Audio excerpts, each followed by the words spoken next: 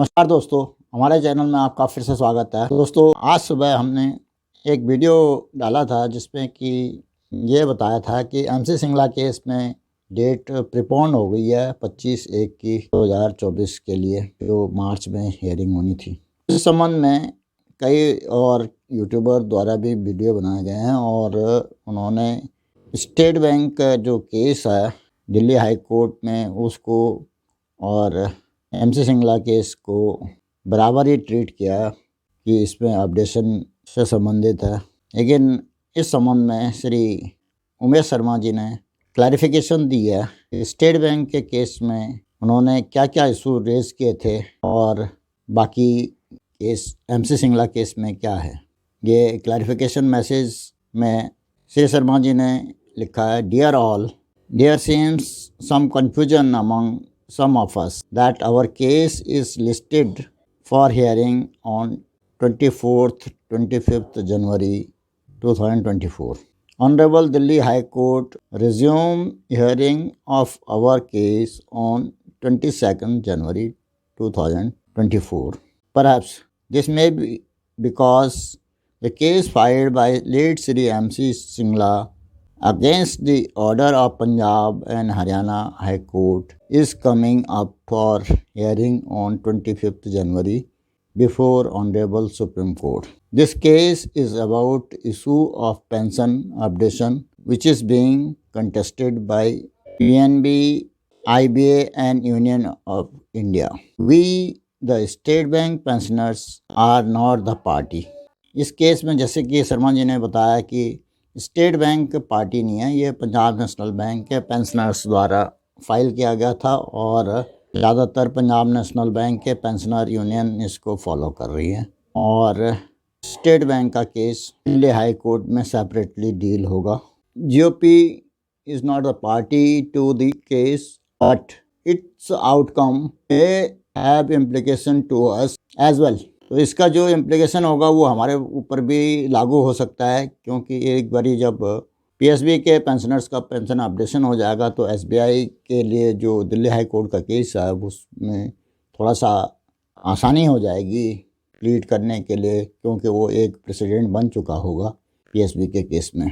Incidentally the issue before the honourable supreme court is correct interpretation of clause 35 of PNB Employees Pension Regulation 1995. There is no corresponding regulation in SBI Employees Pension Regulation 1955.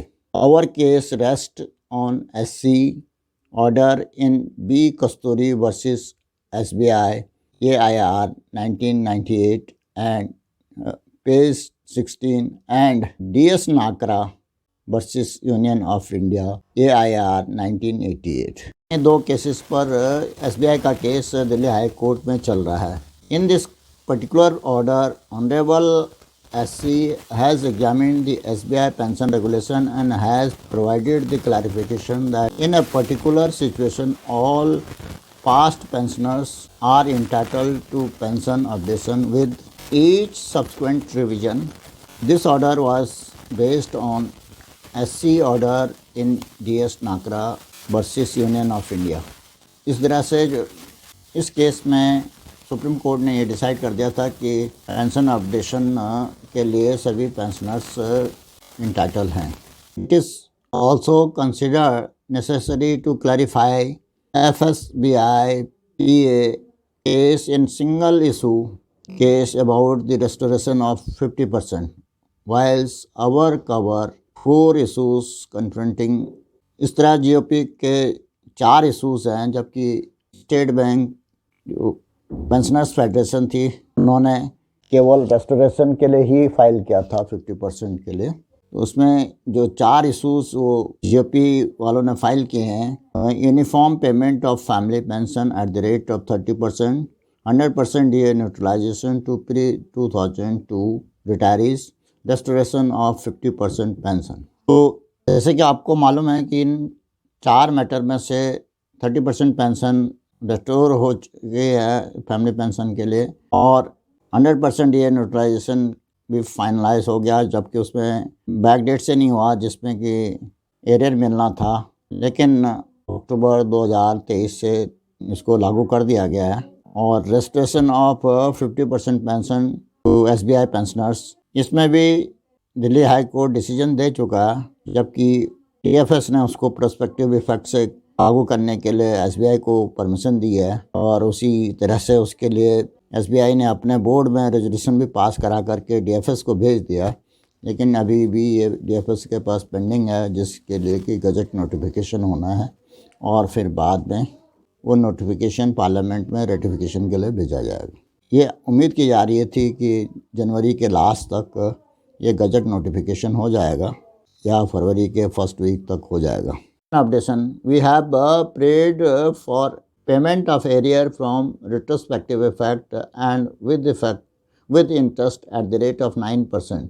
Since all these indignities are unconstitutional acts. इसमें उन्होंने further clarify किया है, also please have no confusion that our case is against the pension paying authority SBI and not against either Union of India or IBA और RBI। सारा किसी भी दूसरी agency के अगेंस्ट नहीं है, सिर्फ पेंशन पेइंग अथॉरिटी एसबीआई के अगेंस्ट है, जो कि स्टेट बैंक के पेंशन को डील करते हैं। Hopefully pension updation issue would come up on 22 January 2024। Now the honourable Delhi high court to consider under its direction we have representation to the DFS appointed committee, which in its report made contradictory observations while dealing with the issue of pension updation and DA neutralization. It agreed with the IBA that both issues are industry level issues, 3.10 of the report, and did not deal with it as directed by Honorable Delhi High Court. While the committee in its report has considered in para 1.10 and 3.1 that SBI pension scheme is entirely different with those of nationalized bank. Well, we would reiterate before Honorable Delhi High Court that it's not an industry level issue at all, since all bank have their own specific pension regulations। इस तरह से ये plea करेंगे कि हमारा जो bank का pension rule है वो और पब्लिक सेक्टर बैंक के मुकाबले अलग है और इसको अलग ही डील किया जाना चाहिए। जो आईबीए के प्ली थी कि इंडस्ट्री वाइज है पेंशन अपडेशन का मामला, वो सरासर गलत है। उसको पब्लिक सेक्टर बैंक के पेंशन रेगुलेशंस के साथ कंपेयर करना एक बहुत बड़ी भूल होगी। और जो आईबीए ने गलत प्ले ली है कि इंडस्ट्री वाइज इशू, वो उसको करेक्ट करने के लिए ऑनरेबल दिल्ली हाई कोर्ट में फिर से रिक्वेस्ट दी जाएगी। और हो सकता है कि honourable Delhi high court committee से स्टेट बैंक के पेंशन अपडेशन के इशू को भी कंसिडर करने के लिए कहे। और अगर सुप्रीम कोर्ट में पीएसबी के एमसी सिंगला केस वाला इशू अपडेशन का पेंशनर्स के फेवर में होता है, तो भी आईबीए की जो ये प्ली है ये नल एंड वॉइड हो जाएगी। और जब पब्लिक सेक्टर बैंक का अपडेशन हो जाएगा तो स्टेट बैंक के अपडेशन का रास्ता भी साफ़ हो जाएगा। इस तरह स्टेट बैंक के पेंशन अपडेशन का कंपैरिजन पब्लिक सेक्टर बैंक के इस पेंशन रूल के साथ करना गलती होगी, यह श्री उमेश शर्मा जी ने क्लैरिफाई किया है। We would pray to honourable high court to go by honourable SC order in DS Nagra and B Kasturi cases. यही दो केस हैं जिनको बेस बना करके केस लड़ा गया है और इसी पर एम्फेसिस दिया जाएगा, न कि पब्लिक सेक्टर बैंक के पेंशन स्कीम के रेगुलेशंस का सहारा लिया जाए।